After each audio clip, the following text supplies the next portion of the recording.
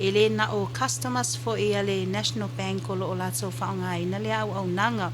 o lo whapea o na iai manisi o tato tangata o lo o anga i atupea i o lo whaonga ina le MoneyGram ma le ria whamanatu atu i fo tato polo kalame nei tae au ia au lava o na mautinua o lo sao uma ia pin le au mai ia lau se leni ia po numera ia au mai ia lau se leni ina ia whaingofia i fo ona whatino ina pe talaina lau se leni i tato vaenga o tellers ia e te tau foi ona mautinoa o lo sao atu lo suafa le whaonga ina e lafo mai e lau se leni e te tau ona tutusa lo suafa lo lafo ina mai e le se leni ia malo ID le te su atu maoe e whaingofia i foi wa ia isi taimi e isi taimi su atu ia le e talalana se leni ia e le taimi e toe fo ia e toe whaasao mai ia le suafa ia po le whaaiu ia le whaasao e le se leni a wau tūlanga na ia me wha e taha ua i lava le tutusa umo o suafa ia e lafo mai ia le tupe ia ma le suafa le aluai lo ID ia o le siva ainga taha ua e te tau fo i ona manino masao le leinu mera ia au mai e lau risiti le lafo mai e lau se leni ia ua o le MoneyGram ia e iwa ia digits au le ria e se fulu ma le tasi ia digits o le pin o le numera le whaongai e mwhai ona identify o e sa o le ona le se leni le o le atala ina ia pe o le whapoponga na tato ria ma le MoneyGram ia mautino foi o lo e silafia le o lo lafo mai e lau se leni po le senda ina ia whaingofia i pea ona whaatinoina ia ngā luenga le au whai ngā luenga ia po i nā tau foi o lo ngafa ma lea tūlanga o le toi whaopopo atu whono i le ria ma le MoneyGram e le na o i le main office o lo whaapea o na talaina ai e talaina lava i so se la talaina lava i so se la a fai foi e se taimi e alu ai le anga le system po se connection i tu e tato la e ma fai lava na fatino e fa so tai mai ia ma so le tonu o le main office ia ona fesosoani atu fo ile itu ai i tatou la e wai te i se taimi whangale te su atu e talalau se leni itu ai se branch ia ai watu le anga le system for connection fatino ina le au nanga ia ona fa pe le wale mo faina sala ia em fai lava ona o lo ia lava lau fai nga luenga fai ona feso tai mai te tono le office out tu ia fesosoani atu fo ile atu langa ia e mawhai foi ona awha pewa e le saofia e talalau se leni ia e mawhai lava ona longo atu pe feso ota i atu le emaili por telefoni ia e whai loa atu ia e pe mawhai on whao ngā e lau account lo le whale tupe ia e credit ai lau se leni lea sala fo mai pe a whai wa e lea manua ao se upu foi lea i le losu atu ele o e ona se leni a le watu li atu o e toi ina polo matu e te alu atu e tala ia le la tu pele mai fafo tu langa la na ele mafai ona fatino ina le tu langa e wana o le tato tu pe tala lava le withdraw e mawhai ona apalai ele third party pa o for deposits o le ria ma le MoneyGram e le mawhai ona whaonga ina le au nanga lea ia awa foi ia sefe foi tato sefe i la to lo ia la to te nga tupe fal tupe ia e mese foi la whainga luenga ina ia awene ia se me whaingale ngumi ia i la au nanga la whainga luenga ia pona ia tato tangata foi ai le la wana malama uma vaenga ia e whaingo fia i foi ona fatino ina la au nanga i le aso ma le aso ia pe se fa popo atu le nai tato MoneyGram ma le ria fono neita e au ma lo sau no ia lewa che lo wo tau na manino si le foi vai ngau so no ia ia le tufina rito ia se atu tala ia o te loa e tu salava ia le au onanga ia fai li fali tu petu tonu ia matua fo e matua la ia e fa apito au nga fa se fa mtalanga ia o mea ia e mafai ona fa atino fo tu matua la o lo matua ngalulu e le ni taimi e mafai na open ai lo new account o to aina new account la e mawhai ona tatala mai tua tatola la personal account, joint account o au lotu o account a inga o account na mawhai ona tatala mai tua tatou la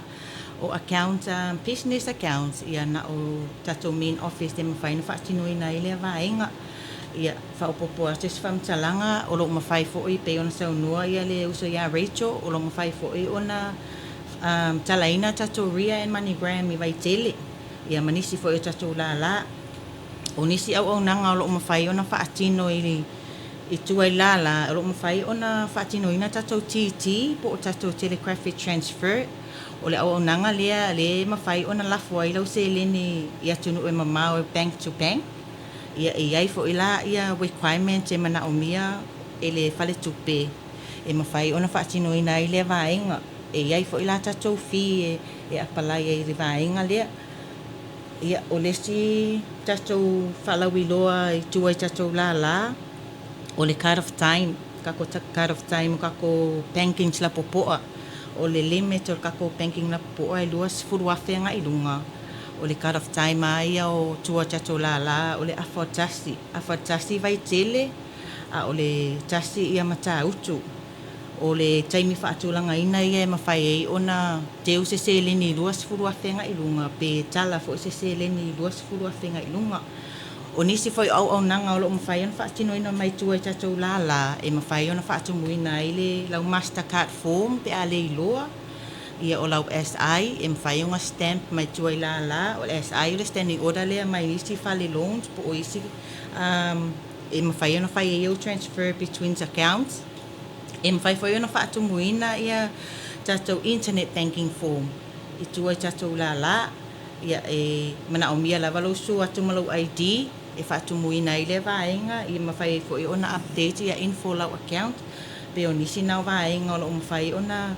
matou whaatinoina foi mai tua tatou la e mawhai foi ona whaatinoina tono tatou whaletupe tonu i ofisa au tu whaatai fono Malo sau no whaaftai ia o le ua whailo fo e tala nisi neo vaenga i o lo ia tātou unanga ma whaatino i tātou unanga i tātou la ia o lo i tua atu ia maiso la ese tono le atulu Reito e se vaenga wala ngale la ofisili le fia tu le vaenga le peon o le asau ni lonchi le asau tai au whamuli o le ofisili le tātou isi senda pe na le paule o le vaenga le o le whaatino i le whamoe ia isi vaenga o le tātou tunu whamuli ia taftai fona mo fafsili ia pe e tu sama fafsili ia e na opo sasile lava le awa le whamoe e launch ai le ia le app le asoa tai au tono sisi tatou whaatata noanga po ia inisi no fuanga o whaopopo mai ia ao le teimi nei e na opo sasi lava le awa o sau le updates e tatala i le app le asoa tai au ia I think ona o le tele o tatou ona o le whaingapanga fo i le ale whaletupe ma le RSE a potasi ia pe o le ala le au o ave potasi ia le tatou launching le asoa tai au Malo whaaftai wau te loa ana whape nana isi vaenga o ruinga o tulanga le iai ai le ala o tātou amata loa la i potasi ale mana ia fo i la le tau whaanongolongo tu lau saunoanga o le teimia na fo mai le tupe mawai ia sa ruinga la o ainga ai maiso ainga o le tu malo ruinga isi mea la tu te whaia e pe na o le pau ale mea le whaatari tali teime e sa wale tu pei o le mea tāua lava o le tau ana na iaisi accounts okay tau lava na iaisi accounts le a whai whamanatu atu ai fo il prokalame nei tae au ia a whai lava ile o iai sau accounts i le tātou whale tupe ia su mai maa ngai mai ia e whaingofie e sosoani fo ilau whai ngā ruenga ia te tala sau accounts ia wa lava le ia le whaongaina le o tātou app lea ia mai se lava se tātou pito le i po tasi whale alili ia male atu sa whato e ro la tala tātou ai Ruinga la il mele ia wa matuta le la val mala mala tele il mele e se tatu it's like basically se tatu caravan or some people me fa nga lu ngol Apple telephone ia wa foi la le launching le ai lo ai po a ba nga yo le fa nga e alu foi caravan i tu e se taimi ia tu langana o le wala e taula na ile account wa la nga ile sa nga la formel tamai o le tu pele se me i kala wala le app lava ia le app lava ia le National Bank okay Malo fa chai ia mana ia e si vai ngati fia sa no ia o le toi se tia tala ma di vai fa bop okay lo o le si vai nga le fia famanatu atu ia o te la sa tala no ina fo ile taimi wasola ina i taimi wasola ia le foi na toi famanatu lava ia ele le ia le fai ma famanatu ia e longo pueli ia i pele ma malo se tato watu no ia e mai se lava pa anga fale tupe o e o lo afifi o atu ia masu atu ile aso ma le aso ia wai moni lava pe tau tala noa ma tau ma fai e wha amala malama ia e lava nai o tato tangata e fai ma ngalo ia e mana tua foi ia me o lo tato tala noa ina ile aso ma le aso o le vaenga leo te fia pa i le vaenga leo le tato SI po le automatic payments le sa ta ue le uso ya talai taimi wasola ia i tato automatic payments ia e le au na wha malama atu foi ia ma wha manatu atu foi i nai o tato tangata ia wai moni lava ia i nei lava na isi e susu atu foi ma fifio atu ia e tele lava ina fesili ia wai ia i lava le fi o tato automatic payments a wha peo lau transfer o lewe e su atu nei te mana o e fia faisau transfer e alu i lesi bank i lau account e fai lau savings ia afa peo o lau amount sile lai mana o transfer e fa ta inga e lima se lau ia e ila le fee le bank e add on top o lau transfer lea i wa ile te mi foi le view atu ai lau bank statements ia ona fesili loa lea ia o le ale la lima ua add ile amount le alu langa transfer le si bank ia pe o le fee na tatu fatupe lima e add i lau transfer pe afa pe external pe afa pe alu le si bank e afa pe internal ia na lima lava le fee alu ese mai i lau accounts pe afa pe e sau automatic payments e fai mai le si accounts po o lau accounts foi i se si fale long ia wa le va o i le va enga le e tele la bang fa nga ina na ia tato fale loans ia po fale fa ino no nga tupi ia e fa nga ila le va enga le automatic payments ia batu lava le pepa ia mato te loading ina ia o komeke i lava o nga fiki ia lau paymenti ia wai fo ina ia se fale tonu o le mea mautino a fa pe a batu lau tawa atu lau pepa le e deduct lau payments ia make sure la sa o le aso le about to commence I love payments awa asise fo ile le commence dates ia ona load lava le mato ia e umane wale fiki lau payment ia esu e temi muli e mafua mai o le commence dates le avatu ia wale ole process lava ia le automatic payments po le standing instruction ia mato fono e tau on dates atu lau order i le following day por fata ta inga fa pe o le pay and malo o le aso lua credit ai le pay and malo o le aso tau na va tu lau pepa o le aso lulu ona ele mafai ona fiki lau payment pe afa pe dates lava ia lau order i le aso lua le credit ai le i le pay so pe ona i vala ia e au lava na no fasila fia i foi ia le mamalo se tata watu nu ia ai mai se lava pa anga le fale tupe ia au lava ona sila fia ia manofo malama i foi ina i vaenga ia wai ai lava nai customer se su atu le aso fa fesili ia e le o malama i tulanga ia e pe fa malama atu le nai le nei vaenga sai au nga fa tato fa tata noanga nei nuna tato le tione ia e no fasila fia i foi ia le mamalo o se tato watu no ia e mesio pa anga fale tupe ia pe o tulanga lana e tatau lava ona sao le aso e a watu ia tatau foi ona sao ia fa maunga ia po o details ale fale loan le ave ia lau se leni ia o lau account number ia o tulanga na e tatau lava ona manina le lunga o form le a watu o le sime tawa e tatau foi ona saini e tatau foi ona sao le saini ale customer i lunga le form awai o me o vaenga ia esi yaki umala vai maso a fai lava lai watu ia le e tawa a watu le form esi se le saini ia e tue fa fo ia maso i le fale loan ia po o ila tofu i o le susu atu male form e le fa o watu i le fale tupe ia sa o le fa tu muina tato form ia tau foi ona ona sao ia account details o le account number ia wai ai si vaenga receive atu e le whainga luenga ia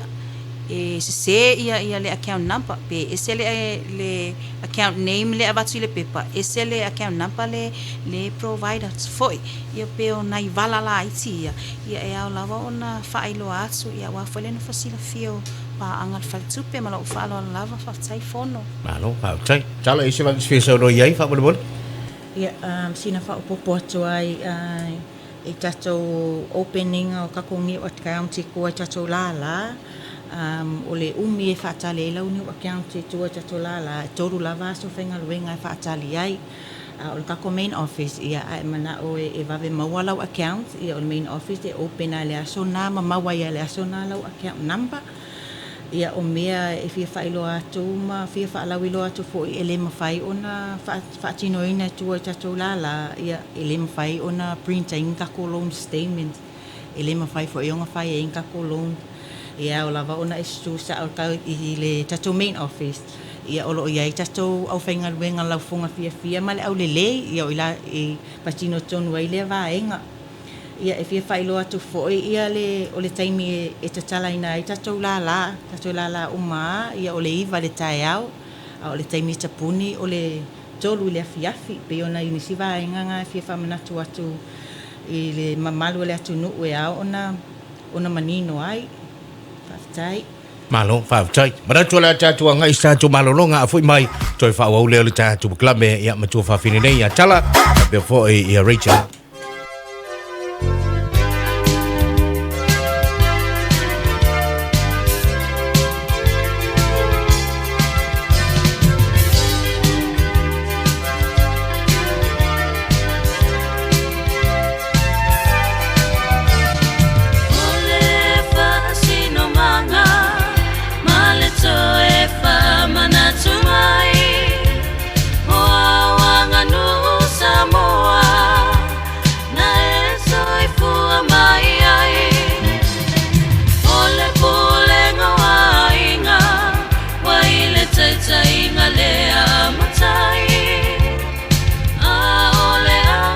tatou bank statements ia o te ilo naua sila fia umalava e mamalu sia tatou atu ia me se pa anga ale falitu ia e tolu ta la lava le alu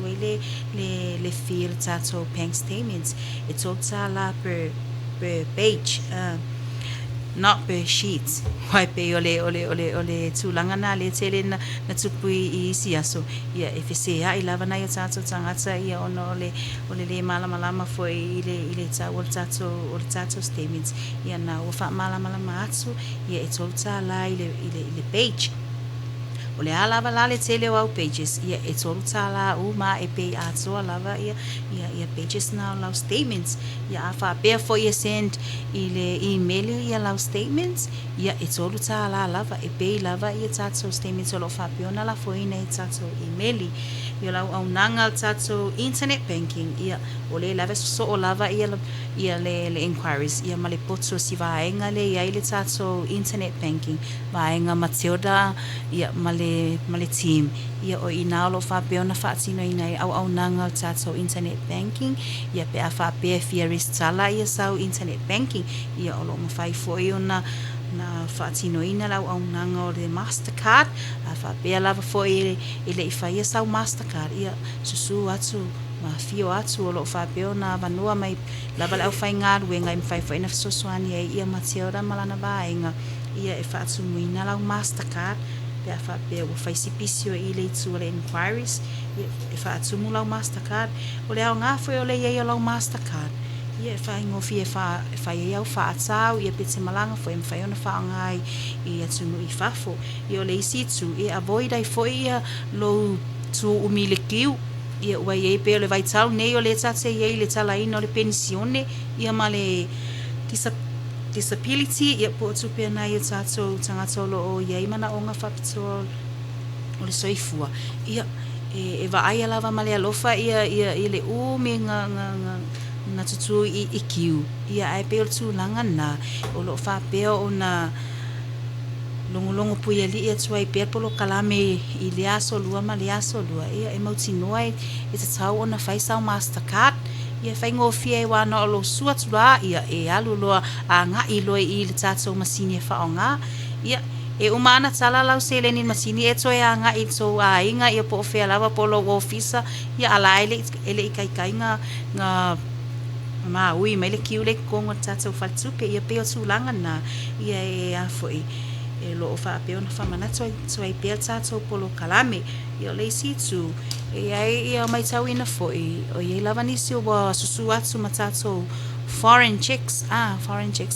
fono ia ayo siaki foi ia le mai saunga le mu mai pango ia ma nisi lava siaki mai overseas ia ole fa mana tula vai fal tu penita ia ele o mafai ona talaina I le tatou fal tu petulanga ia tatou foreign chicks ele o mafai on talaina tu ia tatou po se la lava po ile main office ia ele mafai ele talaina I tatou bank ia tatou foreign chicks ia o le tatou o le tui tatou bank checks ia o le pizza foi le inquiries ia o lo mawhai on whaatino inai foi le au nanga ia es fululima tala foi tatou fio tatou bank checks foi e le o wha pizza lava I na o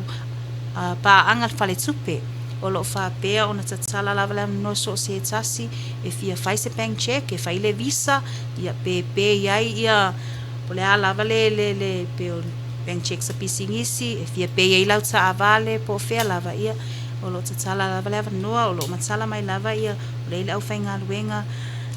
lau mata fia ma au lei o vaenga inquiries ia mfai ona fiso soani e faatino ina ia lau au nanga le tatou bank checks ia o le bank checks foi ia o e isi taimi foi le o faisi pisi ia no atu lava leo lau fainga luenga ua watu lau bank checks ia te tau fo ia tatou ia susu atu ia ona toe siaki lau siaki ia ai tele ia ngai ese nene ia ini nai fasaonga ia po se sasi o lo ilunga le siaki ia lai mawhai ona toe faasa o te mina ai tele ia ngai ese ia pe o se toe fa opopo atu le na fono I au nanga lau tele o lo fa pe lava ona Faatino ina I le vaenga le tatou inquiries ia wa o la fo ia tatou poa tolo o ilunga ia o lo faasino mai ai ia au nanga ia lo fa peona faatino ina I le tu ma le tu o le tatou fale tupe ia me se lava lalo le tatou ground floor ia faafetai fono alo faafetai ma le fa malam la mai no vaenga lo ile unanga le tatou officer tu ton ia e se o yo tawa I te wa la tu ene nefu e tatou port facility o le tawa facility so se le tatou fainga renga langa le wa tawa le vaenga le o tatou Mastercard fa mole a Rachel o le unanga la le launch la so tai e mana mia se Mastercard ia wai e fo ia ila so e te tawa ona faatumu Mastercard ma fingofie na tala le tupe Okay, yeah, le wa le fengo fie fo la Mastercard em fena sia ke po in mai tupe mai ia me foi night sa we foi le lo internet banking a fa pe o la e a foi it's a fia mautino la po wa saulau sele ni la accounts ia ngalo kan kwa omi la ke fong a lai em fainga se ale mela le o le fia siaki local bank le ai se internet banking ia lo ngai fa ka se ia o dia le sia soko a siaki lau palen ia pe o tulanga na malo fa chai ya tala ani vai ngo choi lo oi pito au le mai foi le tanto klame fa bol ia faafetai fono ia onisi o vaenga po onisi o mea fifa manatu atu e le au nanga nei o mea mana o mea le opening o new account okay it depend ia requirement mana o mea I le source of income o lo e sau ma o e whailoa mai a whapea o le salary ia e avatu fo I requirement e tapena mai e open ai lau account a whapea fo e tupe mai whafo ia e ese fo ilona requirement e tapena mai e o lava business o business account ia e le mawhai na open to i tatou la ia e o once I open ai lau new account I le whale tupe e open ai fo I ngā malo e whaatumo I ngā malo Mastercard form Kesa ole whaalawiloa ia e pe e whaingofie ona whaatumu lau Mastercard e avoid ai le mea lea o le tu umi le tiu ia e mai se ala kwa inga aso pisi whapenei pe o le pension ia o aso whapitoa e mana ian Mastercard ia e te arifua whaongan masini ia ona ia lua le fai o fufuanga o le atu. Pe ona inisina fa manatu o le e fia fai loa atu i le opening o tatou new account. Ia o le vaenga lea ka o telegraphic transfer. O tupe ia la foi fafo. E tele ana fa nga nei pisinisi ia le vaenga lea le international o nga e whawhengo fia la ko mo le whatauina o ka la ko pisinisi. E iai fo ia requirements e mana o mia. Ia pe o le invoice a whapea fo i o se tupe la foi fafo ona ni whalawe tau le ainga. Ia e mana o mia lo ID. Ia o le details o le receiver. Ia whapea fo i le Swift code o le bank le la ala fo iei lau se leni. Pe ona inisina whamanatu o lea e fia whailoa atu ma au nanga o lo mawhai ona whaatinoina e tua tatou la whaatai fono.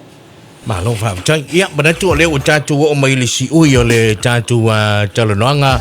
Ia ma le tātou whaasoa fo i ma tua whaafina nei ma le tātou National Bank. Ia, wā lawa wha maalam la maina o le tele o nisi o tātou unanga. Ia, mo le sirfia le atunu. O le i tau alunga tātou poloklame wha mole a reito te wei se me te toifia saunoi. O te toifia apa e le vaanga leo le tātou ria ma le MoneyGram. Wha mole a. Ona o lea e pea no whai atu. O le tātou tunu e wha matara nei. Wha matara tae au. Wha matara tae au. E umare vai aso wha matara e mana ia manua mau fwele lau. E toi wha matara le vaenga fwele le tātou ria. I le mwhaidon sau le tupe intono na account. Ia male MoneyGram ele mfeona saua si mangana so ta ia tu tātou bank fa mole mananga fa lalo. Fono ia na tse fono fa pipi lava i le tātou ria male MoneyGram me pe ona sa fa ai lo staimi wasola. Ia sa olele lava sa noanga pe tātou te tala no aina nem ta upui asolua uma ia e ona ia tātou tangata ia e fai mangalonga lo isi taimi ia te le me mawhauwha wai ia alualua ia le manatua ia le whamanatu le whalitupe ia ai sa o lele lava sa noanga e au lava o na malama ia vaenga nei ia wale o le MoneyGram lava ia male ria ia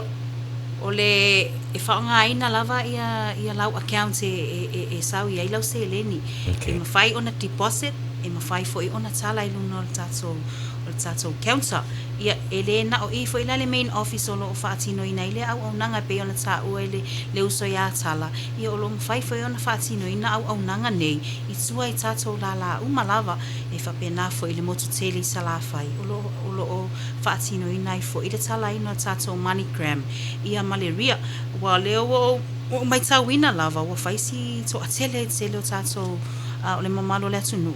ia e mese foi pa angal faltupe wala to fa ngai na au nanga nei ia e tala ia se leni mai fafo ia le foi la wala tato la tatu i se tasio aso fa pito fo ele o tsema mau ia la satina ia o te loa le a tumu fo ile aso ile tala ino o tupe na ia tato tanga te fa ngai nei le MoneyGram maleria ia e pe ona ta wal taimi wasola e mautino ia sa ole le lau numera le te susu atu mawe awa ale sa o foi io i nau fa fainga tai foi ia mapoloka i foi le ia na kiu i le tau confirm mai nga po ai po le sa ole le numera le na au mai na la fo mai lau ria ia po le MoneyGram foi ia failo foi le temi wasola e le mafaila ona fa nga ina au nanga nei i le third party ele mawhai ona tuli atu se tasi po so walo po so uso po so anti po ai lava e halu le bank e tala mai lau se leni le wa la fo mai lau maua lau vili atu lo confirm wa maua ia papaula na tu langa le mawhai lava ona fati noina e te tau lava ona e su atu lava o ia fa fainga tafo ia tau foi na toe longo ia na yo ainga lai faf sui mai le tangata le malusi le au malusi ia susu atu ia e tala lau se ia se leni si le la fo sa o mai i lo walo ia po ai lava lo yelo na ID ia te tau foi ona sen mai i sesi o lai ele ID awa e fai ngofi e foi ona valid ID ia valid ID e fatino ele tulanga le ia we ia tulanga foi nai la fo mele tupe ia simi yoane e batule ID yoane simi yo va engana ele mo fai foi o le mele we matua strict lava le ia ai mese lava le MoneyGram mena ta wai le tutusa lele o le swafa mua ia me se foi fai o lo au mai ile tupe ia malungo lo ID le provider ia sau foi ona va se ID le i expire pe ona ta o iPhone ele valid le ia e ta ona na tau a watu so se taimi lava te su ai e tala lau se le ni le MoneyGram le ria ile saula le tupe mai o ia wai le ta tala noa sa wam faina alu tono la account e mai se le ria sa walu sa tono la account ia sa walu vainga le Swift la ko la ngai crediting ai le account ale MoneyGram la MoneyGram e sa fo ia fo ile alu fo le vainga Swift credit sai fo ile account I see okay le wala no ute apa le nang le weta wala sao tina sao le oi ina ia fa ngo fie mo le sile fie le tu le fa ngo fie le mele tau apala ia tu ia langa yo lo le sao tina amatalo wow before ile sao tina wa matano pisia tu fa tau ngam me mai pa to le ta wala le ta tu tele no nga ola ile account o lawa lawa u foi le mea le na ta to vina to ile le Mastercard awa ale se Mastercard kusa peila wa account e ke kuana le kiwe kala la tupe foi le ale la tato e aso pisi e umala sautina anga solo le fon tele malua le la o mai le timi so o le fautuanga la ia le tato la pe ton fai fo tu fini atala alwe fa tu musau fom pe fa pele o ye stato Mastercard la ton le tato code card pole ia se me pole ia se le ko ia se code card okay o le tupe fene e tala ina le aso e fia luafe tona e tala ina ile aso fa o ngai na ile tatu ATM card ia tatu Mastercard so ia o vaenga na tilo ole maua nei lao ia mawhai ona whai lau account ia pe apalai lau Mastercard a wala le taimi e tua wala e asalo na lua e la sao tina ia le lamba le taimi le lope o tu le taimi na o seki mai lau Mastercard ona e nofo le mafataltal isi o walo laifafa e la fo mele tu peleria ia po le MoneyGram sa lo intono lau account ngal pa wala le metel wa to e tala o lo walo le masini o le lelei fo e la Mastercard ko tatu tala no ai pe tala ma Rachel anytime so se tu nga taimi wai mana tu fo ila e ye le taimi o le po e te mana o mia isi na fangu so malie ia po sina barbecue ia la tel wa tu le masini o la fa ngala Mastercard e tala ila tupe o le mea la lea o le fia ai le po ai ka ngoko le nga le account le bank e le isa Mastercard winga fa tala se tali vai le jas ta toi foi le mo le fa ngo fie o le wa tala tu nei vai nga ia o le to walunga toi foi to finia Rachel tatu klame Rachel ia mana e fa sol ni sai au tata no fo ia wale o mar fia tata no ia o le vai nga la vale Mastercard ia wai ia nai sanga se bala au tupe ia o le te alu atu le ATM e tolu se laula se le ni la ia le fiwe tala pe se mafuang ia o le mafuanga ona te tau ona i se lima sene o lau fi e te tau ona tolu se lau ia mana i se mar se lima sene o ia ona mawhaile ona tala uma ai a wha pe tolu se lau a le tupere te tonu ia e wha malulu atu lai le mwhai ona tala uma lau tolu se lau ia ringa e kalanga o le lua se lau iwa se fulu ia ai tu o ele si ona e le mawhai e ne sau lava ona ia se tatou fi lima se fulu sene ia pe o le fi na tatou ATM ia wai ele si taimi le anga e alua wa leanga mai le connection o tatou ATM ia la ele ANC le mawhai ona whaanga wai tutusa le fi o tatou ANC ia ma i le National Bank ari tamai tai a tolu se laula a walula e tala i o le ATM at PSP ia le le patu ai sun lima tala la to fi se taula na fika e taita fika la wa amount e tala e fika le fi le la alu ese mai le tala ino lo se ele pule fo tatou le fi si lava enga ai winga lau tala ne te wai masau tu fa pe tala lu se la wiva sfu e ko ele ai ora e mana tua le na fa mana tu fo e na ma fine nei lima su se le tatou fi ATM ale inset fa pena fo tatou ia si vangana ai si tatou fo le tu per PSP e sul lima tala fi pe fa ngai na lato ATM sin ia na fo tu mo si va ngoto